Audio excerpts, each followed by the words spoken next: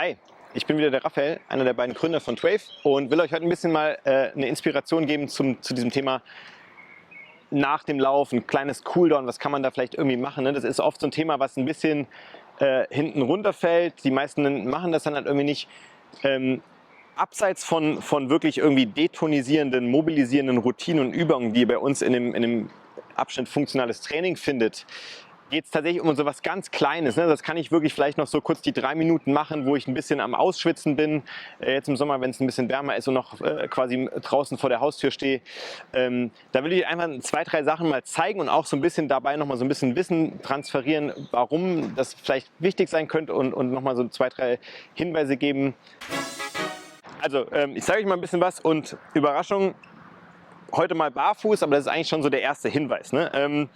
Ihr habt jetzt eure Laufeinheit gemacht und nicht nur beim Laufen jetzt im Sport, sondern auch im Alltag, wir tragen halt einfach die ganze Zeit oft sehr feste Schuhe. Ne? Und egal jetzt wie der Laufschuh konzipiert ist und wie er performt und was er im Prinzip euch da irgendwie beim Laufen abnehmen oder unterstützen will oder machen will, jeder Laufschuh oder jeder Schuh generell schränkt den Fuß in seinen Bewegungsfreiheiten ein. Ne? Wir haben eigentlich sehr mobile Fußgewölbe, die sehr starke Funktion ausüben, Zehengelenke und so weiter. Da ist sehr viel Freiheitsgrad drin, im Sprunggelenk auch. Und ein Schuh macht erstmal sozusagen unseren Fuß zu einer sehr kraftvollen, flossenartigen Funktion, die im Prinzip uns nachher beim Laufen nach vorne bringt. Das ist auf der einen Seite gut, aber machen wir das zu viel und zu oft, wie so mit vielen, schränkt uns das irgendwann ein und der Fuß leidet einfach darunter ein bisschen. Ne? Er wird nicht mehr so mobil und er verliert dadurch seine eigentliche Funktionalität, nämlich dieses starke Fußgewölbe. Ihr seht das zum Beispiel bei mir, wird auch ein bisschen schwächer, dann kommt es zu dieser sogenannten Pronation, der Fuß klappt gerne nach innen. Mache ich das, dann geht oft mein Knie ein bisschen mit nach innen. Das kann dann wieder zu Scherkräften führen und halt eben zu Verletzungen führen. Das heißt, unten beim Fuß angefangen ist es einfach schon sehr wichtig, dass ich den ab und zu einfach bei Laune halte und ein bisschen mobil halte und funktional halte. Ne? Das, was da wichtig ist, dass ihr vielleicht einfach noch nach diesem Laufen einfach mal die Schuhe auszieht, Socken auszieht und in 2, 3 Minuten barfuß einfach auslauft. Ihr könnt die Sachen, die ihr vom Lauf-ABC kennt, kleine Fußgelenksarbeit mit reinbringen. Ihr könnt zum Beispiel aber auch eine kleine Bordsteinkante oder irgendwie eine Treppenstufe mal nutzen, um irgendwie den Mittelfuß ein bisschen faszial aufzuarbeiten. Also ein bisschen da sozusagen in so Punkte reingehen, die so ein bisschen triggerpunktmäßig vielleicht ein bisschen Liebe brauchen und Zuneigung brauchen.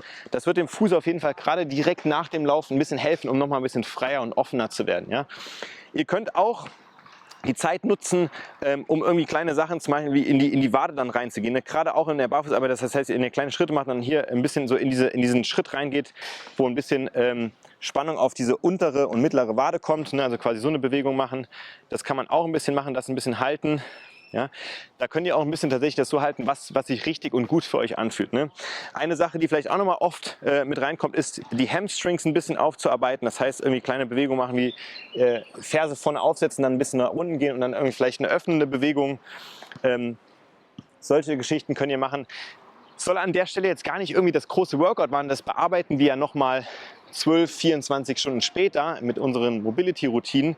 Hier geht es wirklich nur darum, 2, 3 Minuten nochmal sinnvoll nutzen, wenn ihr noch ein bisschen ausschwitzt oder noch nicht in der Dusche seid. Auf jeden Fall Schuhe ausziehen, ein bisschen Barfußarbeit machen. Wenn ihr einen kleinen Faszienball habt, könnt ihr den nutzen. Einfach dem Fuß ein bisschen was Gutes tun, der unteren Extremität ein bisschen was Gutes tun. Ihr könnt die Hüfte ein bisschen mobilisieren und das reicht dann eigentlich schon. Lasst den Trainingsreiz wirken ansonsten, macht also nicht zu viel.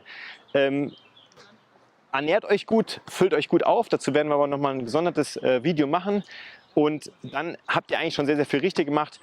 Wichtig ist dann, dass ihr, wenn der Trainingsreiz wirkt, also 12 Stunden später, 16 Stunden später, am Abend, am nächsten Tag, diese Mobility-Sachen macht, dass euer Körper da wirklich funktional bleibt und mobil bleibt und diesen Reiz gut verarbeiten kann. Das soll es erstmal an der Stelle gewesen sein. Wir sehen uns wahrscheinlich beim nächsten Video. Bis dahin, macht's gut.